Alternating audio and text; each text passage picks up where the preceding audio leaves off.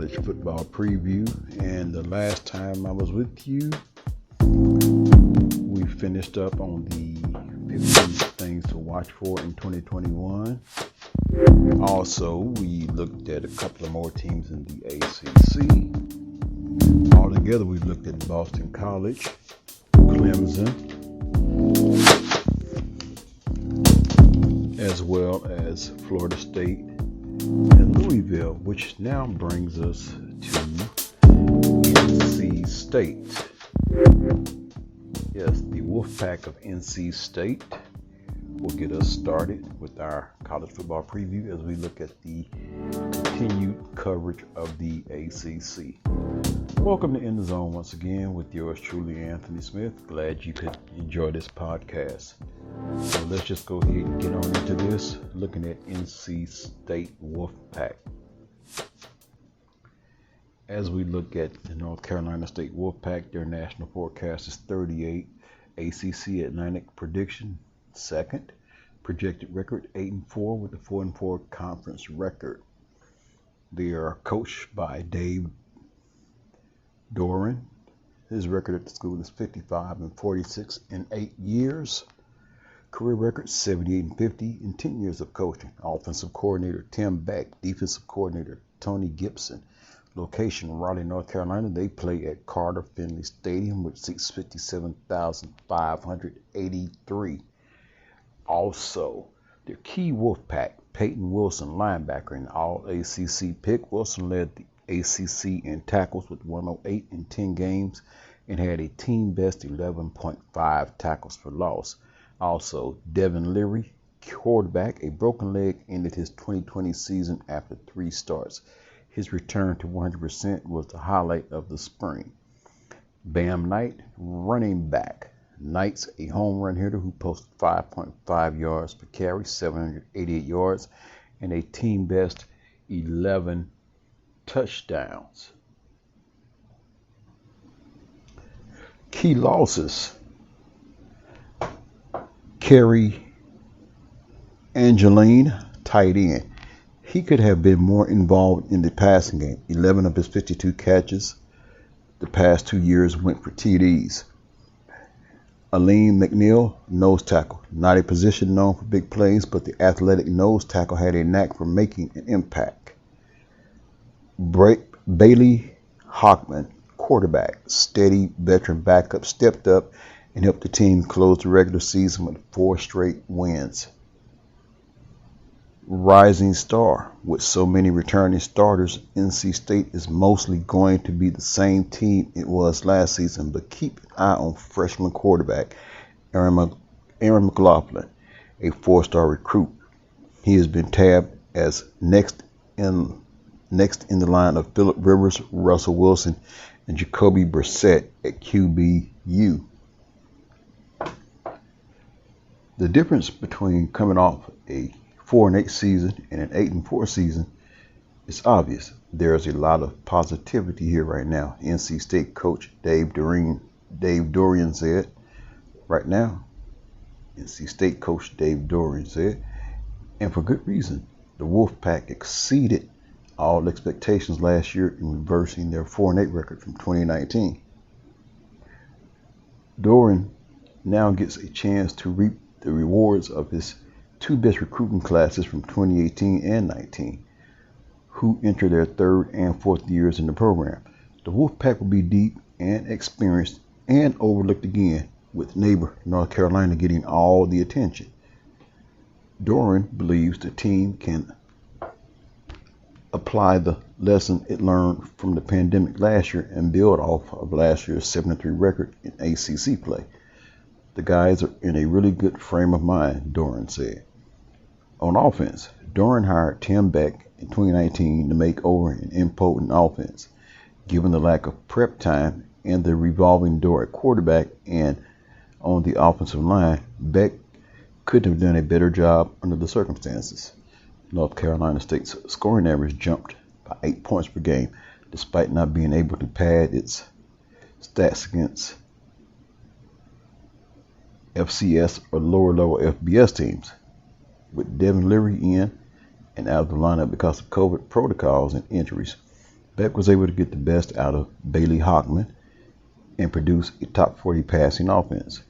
Going into year 2, Beck had the benefit of a full spring practice schedule and presumably will get an uninterrupted fall camp. Leary started only 3 games and completed only 2 full ACC games before his season ended with a broken leg and a win over Duke on October 17th. But he showed the kind of pro potential NC State fans are used to at the quarterback position. He completed 60% of his passes and finished with 890 yards in 4 games with 8 touchdowns and 2 interceptions. His ability to push the ball down the field had been an element missing from the offense for the better part of 3 years.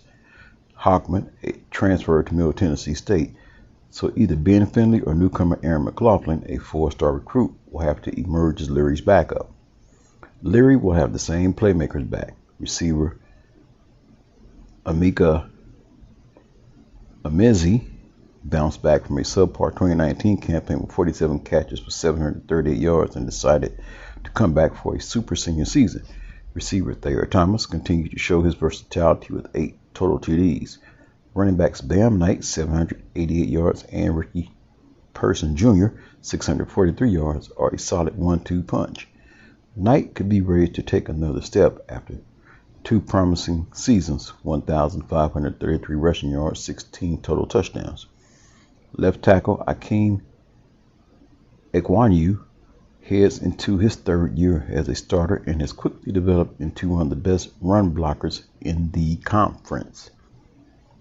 The defense. When NC State's defense was good last year, it was good. When it wasn't, well, it wasn't.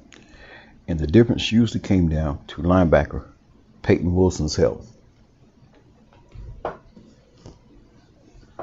Wilson led the ACC with 108 tackles, and NC State's defense was fine when he was on the field. The good news is that Wilson, the highest-rated defensive recruit of Dorian's tenure, number 79 overall in 2018 class by 24/7 Sports, decided to come back for another season. He will have plenty of familiar company and some new help in 3 key transfers. NC State's defense, which will return 9 starters from last season, ranked in the top 15 in the country in sacks, 32, and top 30 interceptions, 10.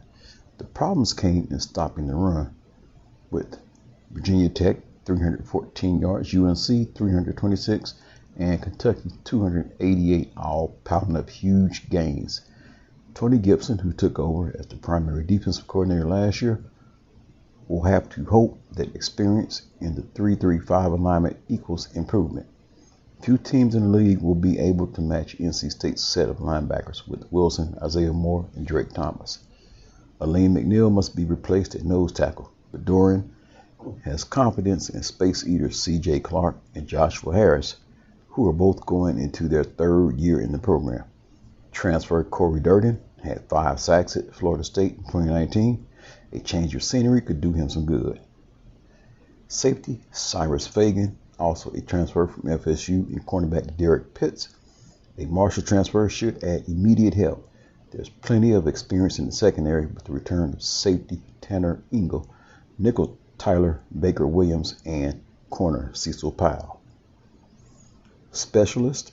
It's impossible to overestimate kicker Christopher Dunn's value the past 3 years. In 3 years, he has made 83.6% of his field goals, 56 of 67. Junior punter Trenton Gill, 44.8 yards per punt, figures to be solid again, while Knight kickoffs and Thomas punts have added much-needed punch to the return game. Vi Johnson, who blocked 3 kicks last season, is a special teams secret weapon. Final analysis. This might be the deepest and most complete team Doran has had in 9 years in Raleigh. If Leary can pick up where he left off, and if the run defense can tighten up, the Wolfpack have a chance to build on last year's success and push for double-digit wins for only the 2nd time in school history.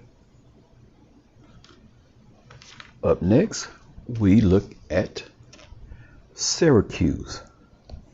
But what we're going to do is we're going to take a break and we will come back and take a look at Syracuse in a moment. So stay tuned. It is In the Zone with Anthony.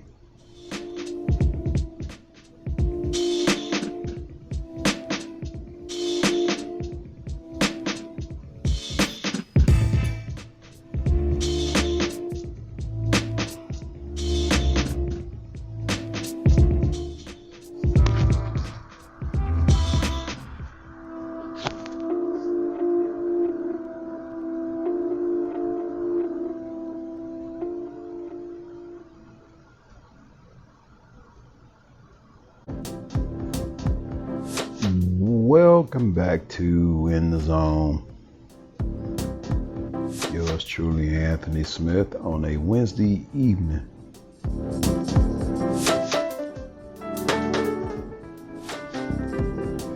We're looking at the ACC, doing my college football preview. And up next, we take a look at those Orangemen from Syracuse.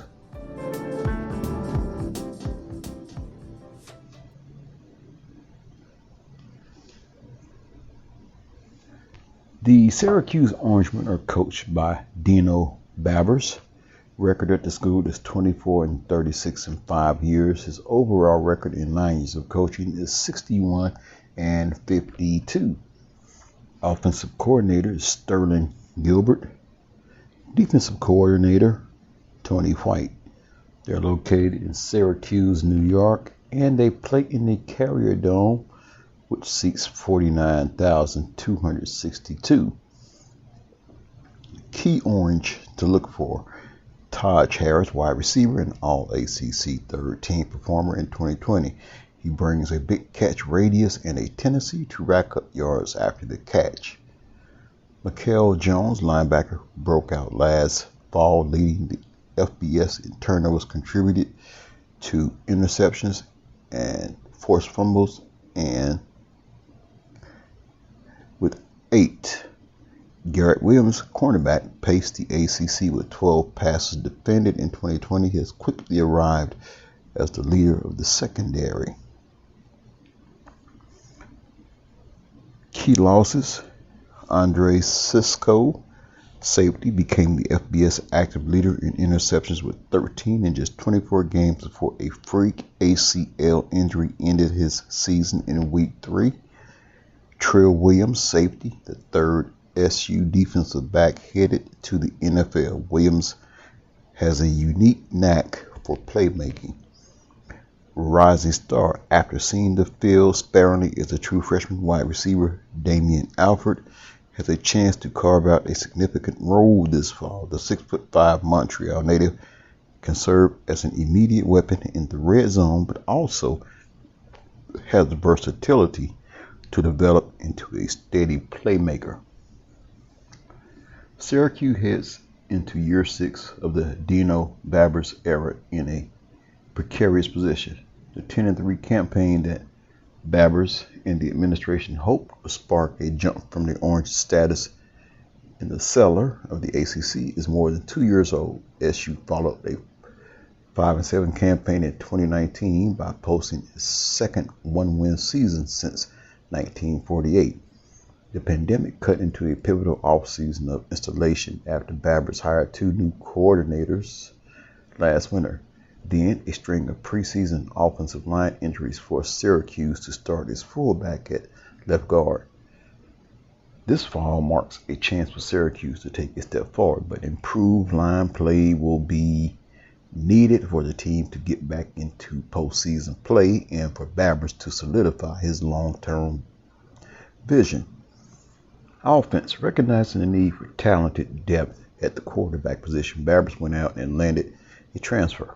Garrett Schrader is a dual threat signal caller out of Mississippi State who was promised the opportunity to compete with 2-year incumbent Tommy DeVito.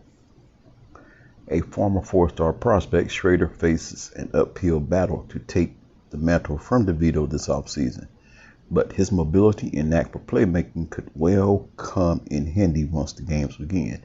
DeVito has faced a constant stream of pressure in the last 2 years, and barring a massive turnaround up front, and quicker decision making by DeVito that will continue in some fashion.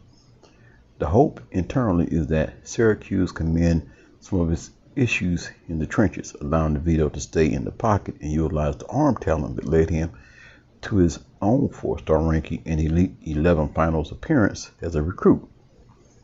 Last year's transfer addition, ex-Florida guard Chris Blake, is eligible and healthy to compete, and the staff landed Texas tackle Willie Tyler and junior college prospect in Jacob Bradford to boost the unit. SU also returns all of its primary contributors from a year ago, including a rising standout in sophomore tackle Matthew Bergeron. Competition is expected in a running back room that sees last year's top 2 performers, Sean Tucker and Cooper Lutz, challenged by veterans Abdul Adams and Jarvion Howard, both of whom rejoined the program for winter workouts after opting out last fall. Taj Harris and Anthony Queeley return as starting receivers, while a young group that includes Damian Alford, Javonte Williams, and Courtney Jackson is expected to vie for spots in the rotation. Coordinator Tony White is gearing his unit up. This is the defense now. Coordinator Tony White is gearing his unit up for year 2 of the 3-3-5 scheme, a movement-based defense that is meant to confuse quarterbacks and create impact play opportunities. The scheme was somewhat successful in year 1. A paltry offense often left the defense tired late in games, and injuries to 2 of its 3 best playmakers forced young members of the secondary to start. But the Orange consistently forced turnovers and achieved traditional success for spurts behind a balance of proven upperclassmen and promising underclassmen. Barring a disastrous reloading of the secondary, SU's defense stands to only get better in 2021. Sophomore linebacker Mikael Jones led the nation with 8 turnovers contributed to, while redshirt freshman corner Garrett Williams has emerged as the next star in a defensive back room that sent Andre Cisco, Trill Williams, and Afitu Melifonwu to the NFL. The Orange bring back all 3 senior starters on the defensive line, as well as almost every contributor in the front 6, although linebacker Lee Kagba is suspended indefinitely.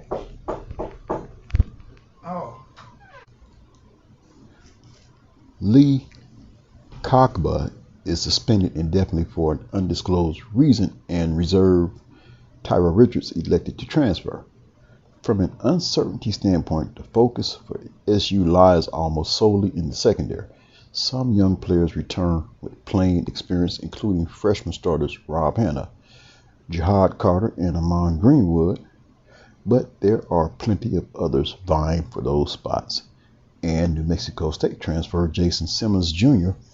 will join the fray when he arrives over the summer. Specialists. The Orange must replace 3 key figures in the 3rd phase of the game. Punter Nolan Cooney did not return, leaving freshman James Williams as the likely starter at that spot. Return man Nakeem Johnson transferred to Kent State, paving the way for competition on the punt and kickoff sides. Trebor Pena returned kickoff for a touchdown last year. The biggest loss, though, is likely coordinator Justin Lustig, who set the table for SU to finish as one of the ACC's best special teams group, but departed for Vanderbilt. Final analysis: after the pandemic contributed to a ghastly 2020 season, the eligibility flexibility that resulted gives Syracuse bolstered depth for this fall and potentially the next few seasons as well. Whether SU can capitalize on that against teams that also have the same luxury is the question. As has been the case the last 2 years, it all starts with the offensive line. If that group can do enough to let Babbers And offensive coordinator Sterling Gilbert run their veer and shoot system comfortably. SU has the pieces in place to compete with most of its opponents. But if the front five struggles again, another losing season appears likely. I will be back with some more as we look at the ACC. Up next, we will be taking a look at Wake Forest, followed by those Blue Devils from Duke University. So stay tuned to In the Zone with Anthony.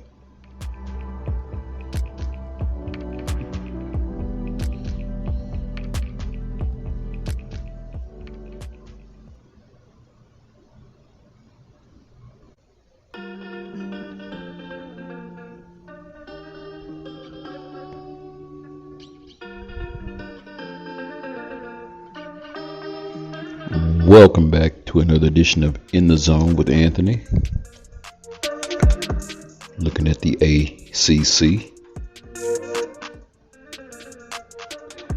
And now we're getting ready to take a look at the Duke Blue Devils. Coached by David Cutcliffe. His record at the school is 74-88 in 13 years. Career record is 118-117 in 19 years of coaching. Offensive coordinators: Raekwon Boyette, Jeff Ferris. Defensive coordinators: Ben Albert, Matt Guerrieri.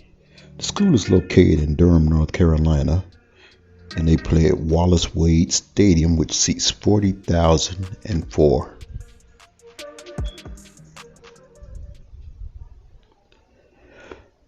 Key Blue Devils: Mateo Durant, running back.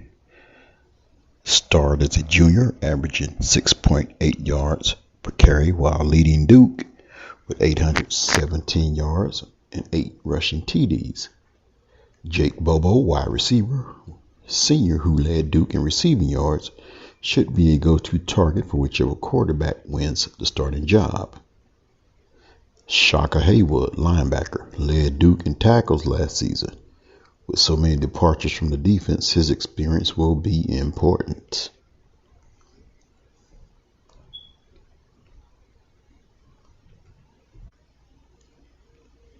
Key losses: Chris Rump II, defensive end, freakishly athletic defender who recorded 8 sacks and 53 tackles last season, including 12.5 for losses. Noah Gray, tight end, a trusted target for Duke's quarterbacks, who missed just one game in his career while catching 8 TD passes. Rising star: a 3-star prospect, offensive tackle Graham Barton, impressed quickly after arriving as a freshman last summer. When Duke lost the top 2 centers on the depth chart, Barton moved inside for the last 6 games at 6'6" and 315 pounds. His future is at tackle. David Cutcliffe's Duke tenure came full circle during the pandemic-altered 2020 college football season. In 2008, Cutcliffe took over one of the worst programs in Division I, a team that had won just 10 games over the previous 8 years. It took him 5 seasons before reaching a bowl game and 6 before posting a winning season. But Cutcliffe took Duke to an ACC championship game and 6 bowl appearances in 7 seasons from 2012 to 18. The program halted with a 5-7 season in 2019 and reversed dramatically in 2020 when the Blue Devils went 2-9, the fewest wins in any of Cutcliffe's 13 seasons as their coach. Now Cutcliffe, at 66, sets about reversing that trend again and making Duke competitive in the ACC. It won't be easy. The Blue Devils will break in a quarterback who has yet to start a college game, and 2 young tackles tasked with helping protect him. They'll have 3 new starters along their defensive front. Cutcliffe, though, says his team worked with an edge through the offseason, aiming to restore the winning culture. We have faced circumstances like this after we got the ball rolling, Cutcliffe says. But these aren't issues or problems. They are opportunities for a team. The first word is hunger. Maybe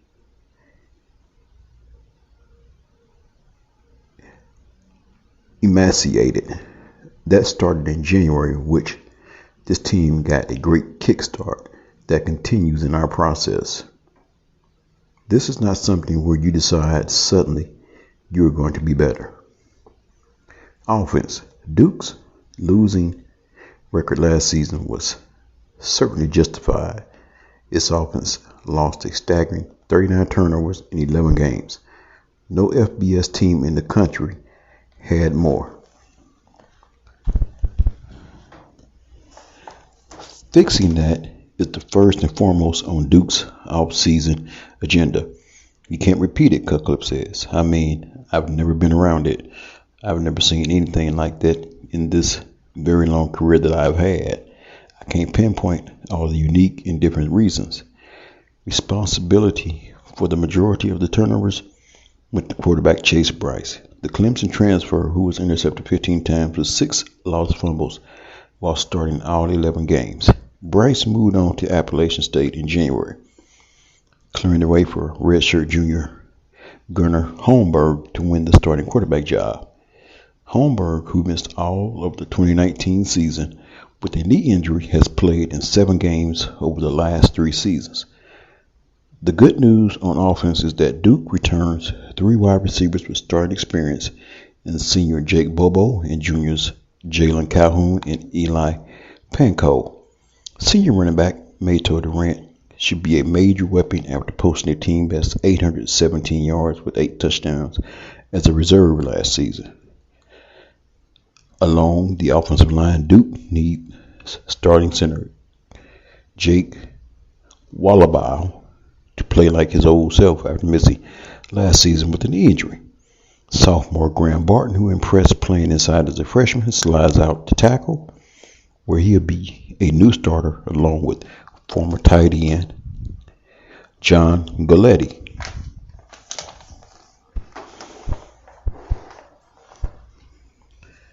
Defense. Pass rushing ends Chris Rump II and Victor Demukahe have moved on to the NFL after combining for 15.5 sacks last season. So the Blue Devils will have senior Ben Fry move out to the end from tackle to help replace them. They hope new starting tackle Dwayne Carter, a sophomore who impressed in spring practice, can be a force in the middle. Yeah, we lost a lot of talent, but talent isn't going to win us games, Fry said. It's going to be discipline and conditioning. That's how you win at Duke. I feel good about the guys we have. The experience on the defense comes at linebacker, where Shaka Hayward and Rocky Shelton II are back to start once again. A secondary hurt by injuries last season needs safety Lumi Young IV and cornerback Josh Blackwell to come back healthy. Senior cornerback Leonard Johnson has experience, and junior safeties Nate Thompson and Jalen Alexander step into larger roles. Specialists. Duke needs to win big on special teams to win, and the Blue Devils have 2 sophomores to help them in kicker Charlie Ham and punter Porter Wilson. Ham hit 13 of 15 field goals as a freshman last season, including 3 or 4 from 40 yards or longer. Wilson averaged 42.9 yards per punt, recording punts covering 57, 60, 63, and 70 yards in his freshman season. Final analysis. Some of Duke's results last season, particularly down the stretch, showed a team struggling to compete in the ACC. The Blue Devils allowed 56 points in 3 of the last 4 games. In one they didn't. They lost 48-0 to Miami. Players and coaches cite the pandemic-altered offseason, which curtailed workouts and spring practices. for the team's struggles. As a program that relies on developing 3-star players into starters rather than attracting 5-star guys that in theory has merit. To get back to a bowl game this season, Duke needs Cutcliffe to work his quarterback magic with Holmberg and new starters up front to prove as sturdy as the guys who departed. It's a tough job turning Duke into a winner, but one Cutcliffe already completed once with the Blue Devils.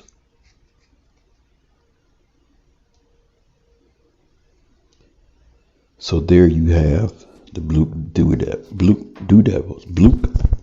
Let me try that again. So there you have the Bluke. I still can't say it. I'm having a Kendrick Perkins moment. There you have that report on the Duke Blue Devils. Once again, this is In the Zone with Anthony. Pardon some of the interruptions that took place. Hopefully you still enjoy this podcast wherever you may be listening to it at. I am going to call it an evening. I will try to finish up the ACC report tomorrow so I can move on to most presumably the AAC, which is the American Athletic Conference, because the season is right around the corner and I want you to have this information and what to look forward to. Anyway, until the next time, always stay locked into the zone. Take care. God bless.